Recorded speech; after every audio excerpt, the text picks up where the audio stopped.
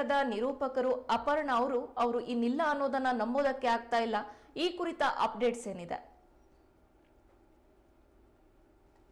ನಂದಿನಿ, ನಿಜವಾಗ್ಲೂ ಸಹ ಅಪರ್ಣಾ ಇಲ್ಲ ಅಂತ ಯಾರಿಗೂ ನಂಬಕ್ ಆಗ್ತಾ ಇಲ್ಲ. ಯಾಕಂದ್ರೆ ಇವತ್ತಿಗೂ ಸಹ ಅವರ ಧ್ವನಿ ಎಲ್ರಿಗೂ ಕೇಳ್ತಾ ಇದೆ. ಅವರು ಮಾತನಾಡಿದಂತ ಕನ್ನಡ ಎಲ್ಲರ ಕಿವಿಯಲ್ಲಿದೆ. ಹಾಗಾಗಿ ಅಪರ್ಣಾ ಇಲ್ಲ ಅಂತ ಹೇಳಿ ಯಾರು ನಂಬ್ತಾ ಇಲ್ಲ. ಬಹುಶಃ ಕನ್ನಡ ಇರೋವರೆಗೂ ಸಹ ಅವರ ಧ್ವನಿ ಇರುತ್ತೆ ಅಂತ ಹೇಳಿ ಎಲ್ರಿಗೂ ಅನಿಸ್ತಾ ಇದೆ. ಯಾಕಂದ್ರೆ ಅಪರ್ಣಾ ನಿರೂಪಕರಾಗಿ ಮಾತ್ರ ಪ್ರಸಿದ್ಧಿನ ಪಡೆದಂತಲ್ಲ, ಬಹಳ ಪ್ರತಿಭಾವಂತ ವ್ಯಕ್ತಿಯವರು. ಅವರ ಕ್ಯಾನ್ಸರ್ ಇಂದ ನಿಧನರಾದ್ರು ಅಂತ ಅನ್ನೋದು ಬಹಳಷ್ಟು ಜನಕ್ಕೆ ಅಚ್ಚರಿಯ ವಿಷಯ ಆಗಿತ್ತು. ಯಾಕಂದ್ರೆ ಅವ್ರಿಗೆ ಕ್ಯಾನ್ಸರ್ ಇದೆ ಅಂತಾನೆ ಗೊತ್ತಿದ್ದಿಲ್ಲ. ಹಾಗಾಗಿ ತಮ್ಮ ವೈಯಕ್ತಿಕ ವಿವರಗಳನ್ನ, ವೈಯಕ್ತಿಕ ದುಃಖಗಳನ್ನ ಯಾವತ್ತೂ ಸಹ ಅವರು ಸಾರ್ವಜನಿಕವಾಗಿ ಹಂಚ್ಕೊಂಡವರಲ್ಲ. ನಿನ್ನೆ ರಾತ್ರಿ ಅವರು ನಿಧನರಾದ್ರು ಅಂತ ಗೊತ್ತಾದಾಗ ಕನ್ನಡ ನಾಡು ಅಕ್ಷರಶಃ ಶಾಕ್ ಆಯ್ತು. ಅವರ ಪತಿ ನಾಗರಾಜ್ ವಸ್ತಾರೆ ಅವರು ಸೋಷಿಯಲ್ ಮೀಡಿಯಾದಲ್ಲಿ ಬಂದು ಹೇಳಿದ್ರು, ಘೋಷಣೆ ಮಾಡಿದ್ರು, ನನ್ನ ಪತ್ನಿ ಅಪರ್ಣಾ ಕ್ಯಾನ್ಸರ್ ನಿಂದ ಬಳಲುತ್ತಾ ಇದ್ರು. 2 ವರ್ಷದಿಂದ ಕ್ಯಾನ್ಸರ್ ಇಂದ ಬಳಲುತ್ತಾ ಇದ್ರು. 2 ವರ್ಷದ ಹಿಂದೆ ಡಾಕ್ಟರ್ ಅವರನ್ನು ನೋಡಿದಾಗ ಇನ್ನು 6 ತಿಂಗಳಲ್ಲಿ ಅವ್ರು ಇರೋದಿಲ್ಲ ಅಂತ ಹೇಳಿದ್ಲು. ಆದ್ರೆ ನನ್ನ ಹೆಂಡತಿ ಗಟ್ಟಿಗಿತ್ತಿ ಇಷ್ಟು ವರ್ಷ ಅವಳು ಕ್ಯಾನ್ಸರ್ ಜೊತೆ ಹೊಡೆದಾಡ್ತಾ ಜೀವನ ಮಾಡಿದ್ಲು. ಆದ್ರೆ ಈ ವರ್ಷ ಫೆಬ್ರವರಿನಲ್ಲಿ ಹೋದಿ ನಾವು. ಫೆಬ್ರವರಿ ನಂತರ ಕ್ಯಾನ್ಸರ್ ಉಲ್ಬಣ ಆಗಿದೆ. ಕ್ಯಾನ್ಸರ್ ತಾರಕಕ್ಕೆ ಹೋಗಿ ಅಪರ್ಣಾರನ್ನ ನಾವು ಜೊತೆಗೆ ಕರ್ಕೊಂಡು ಹೋಗ್ತೇವೆ. ಹಾಗಾಗಿ ನಾಗರಾಜ್ ವಸ್ತಾರೆ ಒಬ್ಬ ಕನ್ನಡದ ಒಬ್ಬ ಖ್ಯಾತ ಲೇಖಕ, ಖ್ಯಾತ ಕವಿ ಅವರು. ಈಗ ಅಪರ್ಣಾ ಅವರ ಪಾರ್ಥಿವ ಶರೀರ ಅವರ ಮನೆಯಲ್ಲಿ ಅಂತಿಮ ದರ್ಶನಕ್ಕೆ ಇಡಲಾಗಿದೆ. ಬನಶಂಕರಿಯ ವಿದ್ಯುತ್ ಚಿತ್ತಾಗಾರದಲ್ಲಿ ಅವರ ಅಂತಿಮ ಸಂಸ್ಕಾರ ಸಹ ನಡೆಯುತ್ತೆ.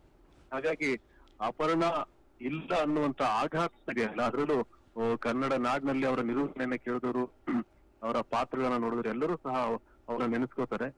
ಇವತ್ತು ಅಪರ್ಣಾ ಇಲ್ಲದ ಕೊನೆ ಇದ್ನ, ಆದ್ರೆ ನಾಳೆಯಿಂದ ಅಪರ್ಣಾ ಶಾಶ್ವತವಾಗಿ ಎಲ್ಲರ ಜೊತೆಗೆ ಇರ್ತಕ್ಕಂಥ ದಿನ ಆರಂಭವಾಗುತ್ತೆ ಅಂತ ಹೇಳ್ಬೋದು. ನಂದಿನಿ, ಅಪರ್ಣಾ ಅವರು ಬರೀ ನಿರೂಪಣೆ ಮಾತ್ರ ಅಲ್ಲ, ಬಣ್ಣದ ಲೋಕದಲ್ಲೂ ಸಹ ಮಿಂಚಿದ್ರು. ಇಂದಿಗೂ ಅವರ ಧ್ವನಿ ಕೇಳಿದ್ರೆ ಇದು ಅಪರ್ಣಾ ಅವರದ್ದೇ ಅಂತ ಕನ್ನಡಿಗರು ಗುರುತಿಸ್ತಾರೆ. ಇದು ನಿಜಕ್ಕೂ ಕನ್ನಡಿಗರಿಗೆ ತುಂಬಲಾರದ ನಷ್ಟ ಅಲ್ವಾ?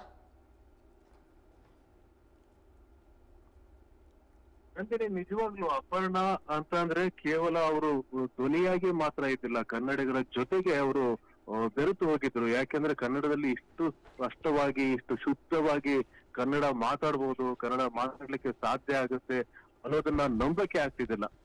ಅಂತಹ ಒಂದು ಕನ್ನಡ ಭಾಷೆಯ ಆ ಸೌಂದರ್ಯ ಏನಿತ್ತಲ್ಲ, ಆ ಸೌಂದರ್ಯವನ್ನ ತೋರಿಸಿದ್ದು, ಜನರಿಗೆ ಪರಿಚಯ ಮಾಡಿಕೊಟ್ಟಿದ್ದು ಅಪರ್ಣಾ. ಬಹಳಷ್ಟು ಜನ ಸ್ಪಷ್ಟವಾಗಿ ಕನ್ನಡ ಮಾತಾಡೋರು ಇದ್ರೂ ಸಹ ಅಪರ್ಣಾ ಅವರಿಗೆ ಅದ್ಭುತ ಅವಕಾಶಗಳು ಸಿಕ್ತು. ಕನ್ನಡ ಮಾತಾಡುವಂತ ವೇದಿಕೆಯಲ್ಲಿ ಕನ್ನಡ ಮಾತಾಡ್ತಕ್ಕಂಥ ಅದ್ಭುತ ಅವಕಾಶಗಳು ಸಿಕ್ತು. ಹಾಗಾಗಿ ಅಪರ್ಣಾ ಅವರ ಕನ್ನಡ ಅಂತಂದ್ರೆ ಅದು ಶುದ್ಧ ಕನ್ನಡ. ಎಷ್ಟು ಶುದ್ಧ ಅಂತಂದ್ರೆ ಬಹುಶಃ ಒಂದು ಸಣ್ಣ ಲೋಪವೂ ಸಹ ಅವರು ಕನ್ನಡದಲ್ಲಿ ಸಿಗ್ತಾ ಇದ್ದಿಲ್ಲ, ಅಷ್ಟು ಶುದ್ಧವಾಗಿ ಅವರು ಮಾತಾಡ್ತಾ ಇದ್ರು. ಆಮೇಲೆ ಅವರು ಈ ತರ ಸೃಜನಶೀಲ ಕ್ಷೇತ್ರಕ್ಕೆ ಪ್ರವೇಶ ಮಾಡಿದ್ರೆ 1984ರಲ್ಲಿ ಮಸಣದ ಹೂವು ಸಿನಿಮಾದ ಮೂಲಕ. ಮಸಣದ ಹೂವು ಸಿನಿಮಾದಲ್ಲಿ ಅಂಬರೀಷ್ ಮೇನ್ ರೋಲ್, ಅಪರ್ಣಾ ಮತ್ತೆ ಪುಟ್ಟಣ್ಣ ಕಣಗಾಲ್ ಅವರ ಕೊನೆ ಸಿನಿಮಾ. ಮತ್ತೆ ಈ ಇಡೀ ಸಿನಿಮಾ ಪೂರ್ತಿ ಆಗೋವರೆಗೂ ಸಹ ಪುಟ್ಟಣ್ಣ ಕಣಗಾಲ್ ಬದುಕಿದ್ದಿಲ್ಲ. ಒಂದು 50% ಶೂಟಿಂಗ್ ಆಗ್ತಿದ್ದಾಗೆ ಪುಟ್ಟಣ್ಣ ಕಣಗಾಲ್ ಅವರ ನಿಧನ ಆಗುತ್ತೆ. ಅದರಲ್ಲಿ ಮುಖ್ಯ ಪಾತ್ರದಲ್ಲಿ ಅಪರ್ಣಾ ಇದ್ರು. ನಂತರದ ಉಳಿದ ಭಾಗವನ್ನ ರವಿ ಅವರು, ಪುಟ್ಟಣ್ಣ ಕಣಗಾಲ್ ಅವರ ಶಿಷ್ಯ ರವಿ ಅವರು ಆ ಸಿನಿಮಾವನ್ನು ಕಂಪ್ಲೀಟ್ ಮಾಡ್ತಾರೆ. ಆ ಕಂಪ್ಲೀಟ್ ಆದ್ಮೇಲೆ ಪುಟ್ಟಣ್ಣ ಕಣಗಾಲ್ ಅವರ ಕೊನೆಯ ಸಿನಿಮಾ ಅಂತ ಹೇಳಿ ಆ ಪೋಸ್ಟರ್ ಗಳಲ್ಲೂ ಸಹ ಪುಟ್ಟಣ್ಣ ಕಣಗಾಲ್ ಅವರ ಫೋಟೋ ಇರುತ್ತೆ. ಆ ರೀತಿ ಆ ಸಿನಿಮಾ ರಿಲೀಸ್ ಆಗುತ್ತೆ.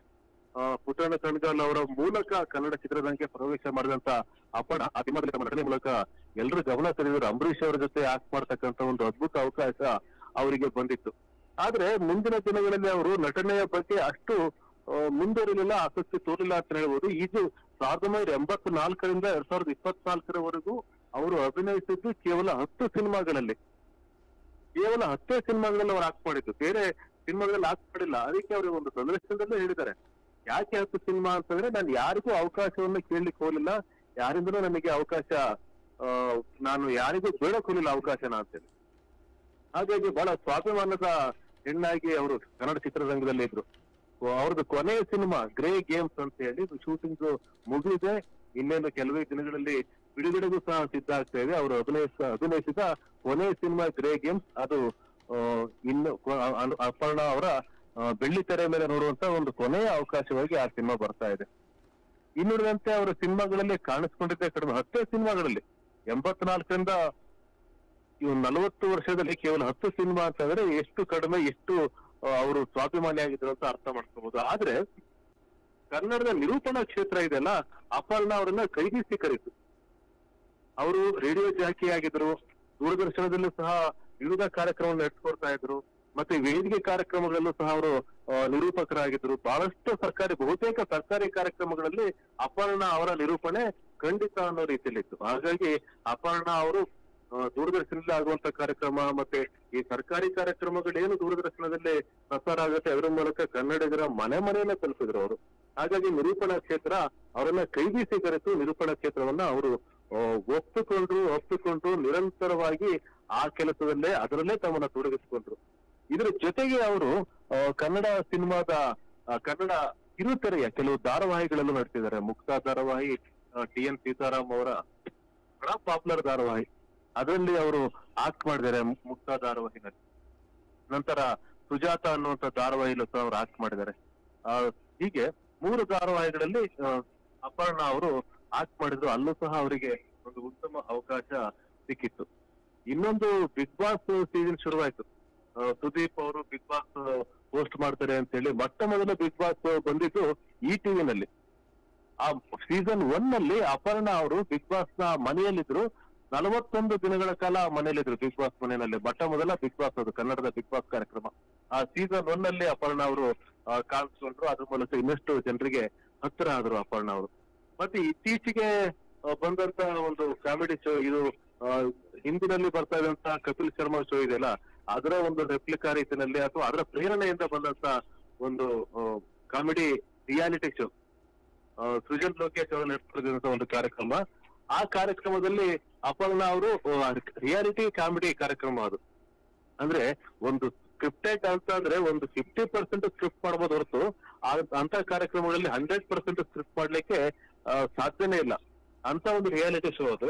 ಆ ಶೋನಲ್ಲಿ ಅವ್ರು ವರಲಕ್ಷ್ಮಿಗೆ ಕಾಣಿಸ್ಕೊಂಡ್ರು. ವರಲಕ್ಷ್ಮಿ ಒಂದ್ ರೀತಿ ಆ ಹಿಂದಿನಲ್ಲಿ ಏನು ಕಪಿಲ್ ಶರ್ಮಾ ಶೋನಲ್ಲಿ ಬರ್ತಾ ಇತ್ತು ಅದೇ ಪಾತ್ರದ ಒಂದು ರೆಪ್ಲಿಕಾ ತರ ಇತ್ತು. ಮದುವೆ ಆಗದೆ ಇರ್ತಕ್ಕಂತ ಒಬ್ಬ ಹೆಣ್ಣು ಮಗಳು ಅವಳನ್ನ ಗೇಲಿ ಮಾಡೋದು ಅಥವಾ ಅವಳು ಬೇರೆಯವ್ರನ್ನ ಗೇಲಿ ಮಾಡೋದು, ಈ ರೀತಿಯಾದಂತ ಇನ್ಫ್ಲೂಯೆನ್ಸ್ ಇರತಕ್ಕಂತ ಪಾತ್ರ.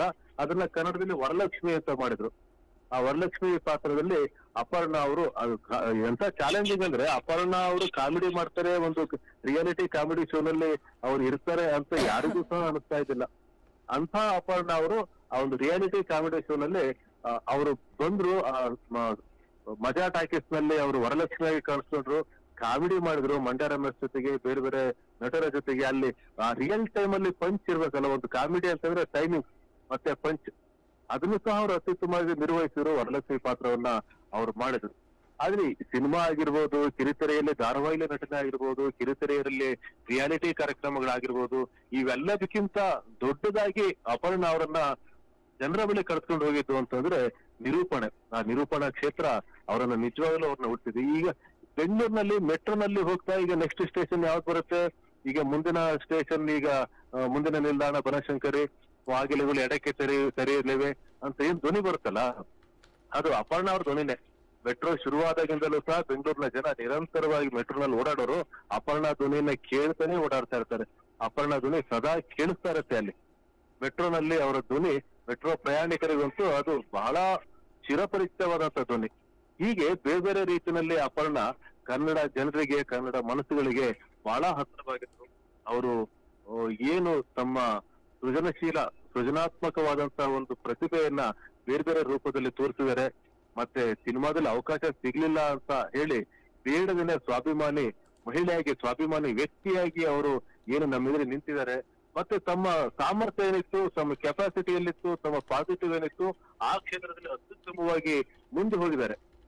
ಅದು ಬಹಳ ಮುಖ್ಯವಾದ್ದು. ಹಾಗಾಗಿ ಅಪರ್ಣಾ ಅವರು ಭೌತಿಕವಾಗಿ ಇನ್ನಿಲ್ಲ. ಅಪರ್ಣಾ ಅವರನ್ನ ನಾವು ಕಣ್ಣಿಂದ ನೋಡ್ಲಿಕ್ಕೆ ಸಾಧ್ಯ ಇಲ್ಲ.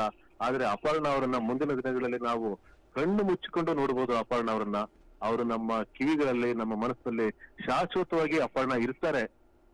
ಅದೇ ಎಲ್ಲ ಕನ್ನಡಿಗರಿಗೆ ಈಗ ಒಂದು ರೀತಿಯಲ್ಲಿ ಒಂದು ವಿಷಾದ ಇದೆ, ಒಂದು ನೋವಿದೆ ಅಪರ್ಣಾ ಇಲ್ಲ ಅಂತ ಹೇಳಿ. ಆದ್ರೆ ಅಪರ್ಣಾ ಅವರು ಕನ್ನಡಕ್ಕೆ ಕೊಟ್ಟಂತ ಕೊಡುಗೆಯ ಬಗ್ಗೆ ಕನ್ನಡಿಗರಿಗೆ ಎಲ್ರಿಗೂ ಸಹ ಹೆಮ್ಮೆ ಇದೆ. ನಂದಿನಿ. ಹಾಗೇನೆ ನೀವು ಹೇಳಿದ ಹಾಗೇನೆ ನಿರೂಪಣೆ ಶೈಲಿ ಇವರದ್ದು ತುಂಬಾ ವಿಶೇಷ. ಬಹುತೇಕ ಸರ್ಕಾರಿ ಕಾರ್ಯಕ್ರಮಗಳಲ್ಲೂ ಇವರು ಪಾಲ್ಗೊಳ್ತಾ ಇದ್ರು. ಶಂಕರ್ ಪ್ರಕಾಶ್ ಹಾಗೆ ಅಪರ್ಣ ಅವರ ನಿರೂಪಣೆ ಅಂತ ಅಂದ್ರೆ ಎಲ್ಲರಿಗೂ ಕೂಡ ಕನ್ನಡಿಗರಿಗೆ ಅಚ್ಚುಮೆಚ್ಚು ಅಂತಾನೆ ಹೇಳ್ಬೋದು. ಇವರು ಸ್ಪಷ್ಟವಾಗಿ ಮಾತನಾಡುವಂತಹ ಕನ್ನಡ ಆಗಿರಬಹುದು, ಅವರ ವಿಶೇಷವಾದಂತಹ ನಿರೂಪಣಾ ಶೈಲಿ ಆಗಿರ್ಬೋದು, ನಮ್ಮ ಕನ್ನಡ ನಾಡಿನ ಎಷ್ಟೋ ಜನರಿಗೆ ಸ್ಫೂರ್ತಿ. ಹಾಗೆ ಇವರು ಯಾವಾಗಿನಿಂದ ಕ್ಯಾನ್ಸರ್ ಸಮಸ್ಯೆಯಿಂದ ಬಳಲ್ತಾ ಇದ್ರು? ನಂದೇನೆ ಅಪರ್ಣ ಅವರಿಗೆ ಅವರ ಪತಿ ನಾಗರಾಜ್ ವಸ್ತಾರೆ ಅವರು ಹೇಳಿದಾಗೇನೆ ಇದೇ ಅಕ್ಟೋಬರ್ಗೆ 58 ವರ್ಷ ತುಂಬುತ್ತಾ ಇತ್ತು. 58 ವರ್ಷ. ಹಾಗಾಗಿ ಅಪರ್ಣ ಅವರಿಗೆ 58 ವರ್ಷ ಅಂತ ಹೇಳಿ ಗೊತ್ತಾಗಿದೆ ಈಗ. ಅವರಿಗೆ 2 ವರ್ಷದ ಹಿಂದೆ ವಸ್ತಾರೆ ಅವರೇ ಹೇಳಿದಾಗೆ 2 ವರ್ಷದ ಹಿಂದೆ ಕ್ಯಾನ್ಸರ್ ಇದೆ ಅಂತ ಐಡೆಂಟಿಫೈ ಆಗಿದೆ. ಶ್ವಾಸಕೋಶದ ಕ್ಯಾನ್ಸರ್ ಅವರಿಗಿರೋದು. ಆದ್ರೆ ಕ್ಯಾನ್ಸರ್ ಗೊತ್ತಾಗುವ ಸಂದರ್ಭಕ್ಕೇನೆ ಅದು 4ನೇ ಹಂತದಲ್ಲಿದೆ cancer. 4th stage, final stage. ಯಾವುದೇ ವೈದ್ಯರು ಇಂಥ ಸಂದರ್ಭದಲ್ಲಿ ಹೇಳೋದು ಇನ್ನು ಕೆಲವೇ ತಿಂಗಳುಗಳು, ಕೆಲವೇ ದಿನಗಳು ಮಾತ್ರ ಆಯುಷು ಉಳಿದಿದೆ ಅಂತ ಹೇಳಿ. ಅಂತ ಈಗ 2 ವರ್ಷದ ಹಿಂದೆ ಕ್ಯಾನ್ಸರ್ ಇದೆ ಅಂತ ಐಡೆಂಟಿಫೈ ಆದಾಗ ಡಾಕ್ಟರ್ ಹೇಳಿದ್ರಂತೆ ಇನ್ನು 5-6 ತಿಂಗಳು ಇರ್ತಾರೆ ಅಪರ್ಣ ಅಷ್ಟೇ ಅಂತ ಹೇಳಿ. ಆದ್ರೆ ಅವರ ಆ ಧೈರ್ಯ ಏನಿತ್ತು, ಅವರ ಛಲ ಏನಿತ್ತು, ಅದು ಅವರನ್ನ ಇಷ್ಟು ದಿವಸ ಕರ್ಕೊಂಡು ಬಂದಿದೆ ಅಂತಾನೆ ಹೇಳ್ಬೋದು. ವಸ್ತಾರೆ ಅವರೇ ಇದನ್ನ ಹೇಳಿದ್ದಾರೆ. ಇನ್ನ ಫೆಬ್ರವರಿಯಿಂದ ಆ ಉಲ್ಬಣ ಆಗಿದೆ ಅನ್ನೋದು ಅವರ ಮಾತುಗಳಲ್ಲಿ ಸೂಚ್ಯವಾಗಿ ಗೊತ್ತಾಗಲಿದೆ. ಫೆಬ್ರವರಿ ಮಾರ್ಚ್ನಿಂದ ಕಳೆದ 3 ತಿಂಗಳುಗಳಲ್ಲಿ ಬಹುಶಃ ಅಪರ್ಣ ಅವರು ಯಾರೂ ಅನುಭವಿಸಲಾರದಷ್ಟು ನೋವನ್ನ ಅವರು ಅನುಭವಿಸಿದ್ದಾರೆ. ಮತ್ತು ನಾಗರಾಜ್ ವಸ್ತಾರೆ ಅವರು ಸಹ ನಾವಿಬ್ಬರೂ ಸೆಣಸಿದ್ವಿ ಅನ್ನುವಂತ ಮಾತನ್ನ ನಾಗರಾಜ್ ವಸ್ತಾರೆ ಅವರು ಸೋಷಿಯಲ್ ಮೀಡಿಯಾದಲ್ಲಿ ಏನು ಒಂದು ವಿಡಿಯೋನ ಹಾಕಿದ್ರು ಅದ್ರಲ್ಲಿ ಹೇಳ್ತಾರೆ, ಅಪರ್ಣಗೆ ಇದ್ದಂತ ಕ್ಯಾನ್ಸರ್, ಅಪರ್ಣೆ ಅಂತ ಅವ್ರು ಹೇಳೋದು, ಅಪರ್ಣೆಗೆ ಇದ್ದಂತ ಕ್ಯಾನ್ಸರ್ನ ನಾವಿಬ್ರು ಅನುಭವಿಸಿದ್ವಿ, ನಾವಿಬ್ರು ಸೆಣಸಾಡಿದ್ವಿ, ಕೊನೆಗೆ ಸೋತು ಹೋದ್ವಿ ಅನ್ನುವಂತ ಮಾತನ್ನ ನಾಗರಾಜ್ ವಸ್ತಾರೆ ಹೇಳ್ತಾರೆ. ಹಾಗಾಗಿ ಕಳೆದ 3-4 ತಿಂಗಳಿಂದ ತೀವ್ರವಾಗಿ ಬಾಧಿಸ್ತಾ ಇತ್ತು ಅಂತ ಅನ್ಸುತ್ತೆ ಕ್ಯಾನ್ಸರ್. ಕೊನೆಗೆ ಕ್ಯಾನ್ಸರ್ ಜೊತೆಗಿನ ಗುದ್ದಾಟದಲ್ಲಿ ಅಪರ್ಣ ಅವರೇ ಸೋಲ್ತಾರೆ, ಅಪರ್ಣ ಅವರೇ ಜೀವವನ್ನ ಕೊಡ್ತಾರೆ. ನಾಗರಾಜ್ ವಸ್ತಾರೆ ಅವರು ಸೋತು ಹೋಗ್ತಾರೆ. ಈ ಶ್ವಾಸಕೋಶದ ಕ್ಯಾನ್ಸರ್ ಮುಂಚೆ ಯಾಕೆ ಐಡೆಂಟಿಫೈ ಮಾಡಲಿಲ್ಲ? ಕ್ಯಾನ್ಸರ್ ಎಂತೆಂತ ಕಾಯಿಲೆಗಳಿಗೆ ಎಷ್ಟೋ ಜನ ಸೋಷಿಯಲ್ ಮೀಡಿಯಾದಲ್ಲಿ ಕಮೆಂಟ್ ಮಾಡ್ತಾ ಇದಾರೆ, ಪ್ರತಿಕ್ರಿಯೆ ಕೊಡ್ತಾ ಇದಾರೆ. ಎಂತೆಂತ ಕಾಯಿಲೆಗಳಿಗೆ ಸಂಶೋಧನೆ ಆಗಿ ಔಷಧಿ ಸಿಗ್ತಾ ಇದೆ, ಚಿಕಿತ್ಸೆ ಸಿಗ್ತಾ ಇದೆ.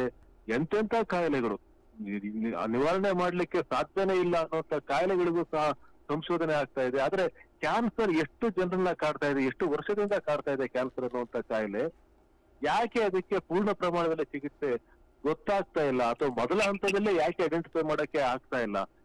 ಎಲ್ಲಿ ಲೋಪ ಆಗಿದೆ ಆರೋಗ್ಯ ನಮ್ಮ ವ್ಯವಸ್ಥೆನಲ್ಲಿ? ಕ್ಯಾನ್ಸರ್ ಅಂತ ಚಿಕಿತ್ಸೆಗೆ ಯಾಕೆ ಮನುಕುಲ ಸೋಲ್ಬೇಕು ಅನ್ನುವಂತ ಪ್ರಶ್ನೆಗಳನ್ನ ಸೋಷಿಯಲ್ ಮೀಡಿಯಾದಲ್ಲಿ ಬಹಳ ನೋವಿನಿಂದ ಹೇಳ್ತಾ ಇದ್ದಾರೆ. ಇನ್ನು ನಾಗರಾಜ್ ವಸ್ತಾರೆ ಅವರು ಒಬ್ಬ ಕನ್ನಡದ ಖ್ಯಾತ ಕಥೆಗಾರ. ಅವರು ಬಹಳ ಲವಲವಿಕೆಯಿಂದ ಬಹಳ ಇಂಟೆನ್ಸ್ ಆಗಿ ಬರೆಯುವಂತ ಒಬ್ಬ ಲೇಖಕ ನಾಗರಾಜ್ ವಸ್ತಾರೆ, ಮತ್ತೆ ಒಬ್ಬ ವಾಸ್ತುಶಿಲ್ಪಿ, ಆರ್ಕಿಟೆಕ್ಟ್. ಅವರಿಬ್ರದ್ದು ದಾಂಪತ್ಯ ಒಂದ್ ರೀತಿ ಆದರ್ಶ ದಾಂಪತ್ಯ ಅನ್ನೋ ರೀತಿನಲ್ಲೇ ಇತ್ತು. ಆದ್ರೆ ಅವರಿಬ್ರಿಗೆ ಮಕ್ಕಳಿದ್ದಿಲ್ಲ, ಮಕ್ಕಳು ಇದ್ದಿಲ್ಲ ಅವರಿಬ್ರಿಗೂ, ನಾಗರಾಜ್ ವಸ್ತಾರೆ ಮತ್ತು ಅಪರ್ಣ ವಸ್ತಾರೆ ಅವರಿಗೆ. ಹಾಗಾಗಿ ಇಬ್ರು ಪರಸ್ಪರ ಜೀವನ ಮಾಡ್ತಾ ಇದ್ರು, ಪರಸ್ಪರ ಪ್ರೀತಿ, ವಿಶ್ವಾಸ, ನಂಬಿಕೆಯಿಂದ ಸೃಜನಶೀಲ ದಂಪತಿಗಳಾಗಿ ಅವರು ಜೀವನ ಮಾಡ್ತಾ ಇದ್ರು. ಅಪರ್ಣ ಅವರ ಸಾವು ಅಂತ ಗೊತ್ತಾದಾಗ ನಾಗರಾಜ್ ವಸ್ತಾರೆ ಅವರು ಒಂದು ಕವನದ ಮೂಲಕ ತಮ್ಮ ದುಃಖವನ್ನ, ತಮ್ಮ ಶೋಕವನ್ನ ಅವರು ಹಂಚ್ಕೋತಾರೆ ಸೋಷಿಯಲ್ ಮೀಡಿಯಾದಲ್ಲಿ, ಫೇಸ್ಬುಕ್ ನಲ್ಲಿ ಪೋಸ್ಟ್ ಮಾಡ್ತಾರೆ. ಮತ್ತವ್ರು ಇನ್ನೊಂದು ಹೇಳ್ತಾರೆ, ನನ್ನ ಸಾವಿನ ನಂತರ ಏನಾಗಿದೆ ಅನ್ನೋದನ್ನ ನೀನು ಮಾಧ್ಯಮದ ಮುಂದೆ ಹೋಗಿ ಹೇಳ್ಬೇಕು ಅನ್ನುವಂತ ಮಾತನ್ನ ಅಪರ್ಣ ಅವರನ್ನೇ ನಾಗರಾಜ್ ವಸ್ತಾರೆ ಹೇಳಿದ್ರಂತೆ. ಅದನ್ನ ಅವರು ಸೋಷಿಯಲ್ ಮೀಡಿಯಾದಲ್ಲಿ ಮಾತಾಡ್ತಾ ಮತ್ತೆ ಮಾಧ್ಯಮಗಳ ಮುಂದೆ ಮಾತಾಡ್ತಾ ಅದನ್ನ ಹೇಳ್ತಾರೆ.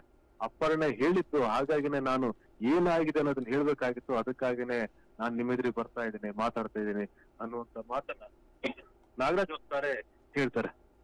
ನಾಗರಾಜ್ ವಸ್ತಾರೆ ಅವರು ಬರೆದಿರ್ತಕ್ಕಂಥ ಕವನ ಏನಿದೆ ಕೊನೆಯ ಸಂದರ್ಭದಲ್ಲಿ, ಅದು ಈಗ ಎಲ್ಲರನ್ನೂ ಸಹ ಶೇರ್ ಆಗ್ತಾ ಇದೆ, ಎಲ್ಲರೂ ಸಹ ಕವನವನ್ನು ಓದ್ತಾ ಇದ್ದಾರೆ, ಅರ್ಥ ಮಾಡ್ಕೊತಾ ಇದ್ದಾರೆ. ಅಪರ್ಣ ಇನ್ನಷ್ಟು ಜಾಸ್ತಿ ನಾಗರಾಜ್ ವಸ್ತಾರೆ ಅವರ ಮೂಲಕ ಅರ್ಥ ಆಗ್ತಿದ್ದಾರೆ ಅಂತ ಹೇಳ್ಬೋದು.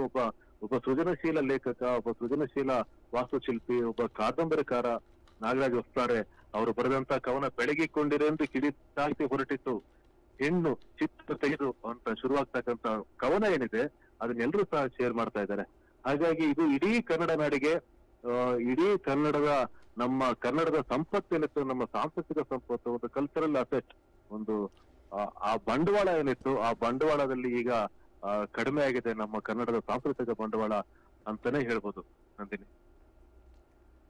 ನಿಮ್ಮೆಲ್ಲ ಮಾಹಿತಿಗಾಗಿ ಧನ್ಯವಾದಗಳು.